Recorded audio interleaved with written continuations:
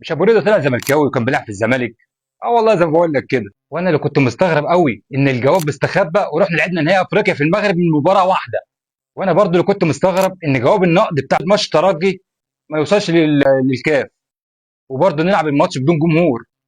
وانا اللي كنت مستغرب برضه ان ازاي في ماتش سيراميكا ما تحسبلناش ضربه جزاء واضحه للعمى، ورغم كده ان هم يكرموا الحكم صاحب الواقعه الفضيحه اللي كنا شايفينها عشان الاهلي خسر نقطتين في سباق الدوري.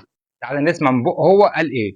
كوره وان انت دخلت اتحاد الكوره من غير ما تلعب كوره. لا، انا ابن النادي المصري وعشره العمر في المصري، الى ان ما دخلت هندسه كنت رحت الزمالك فتره كده شهرين ثلاثه وما قدرتش اكمل. رحت نادي الزمالك.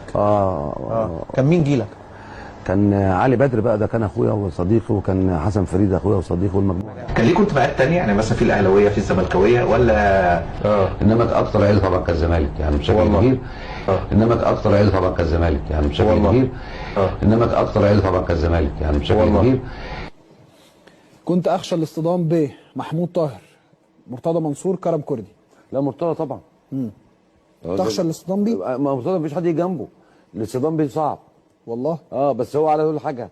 الوحيد اللي يقول لك انا وليد بيسحر له، يعني علاقتي بيه انا كويس. مرتضى بمنصور اخويا وحبيبي وعشره عمر يعني. لكن تخشى الاصطدام بيه؟ ماشي. لا، انا بقول لانه فضيحه. طب كده مش غريب يا جدعان اللي بيحصل ده مش غريب. طب هي وضحت، هي وضحت واضحه من زمان قوي.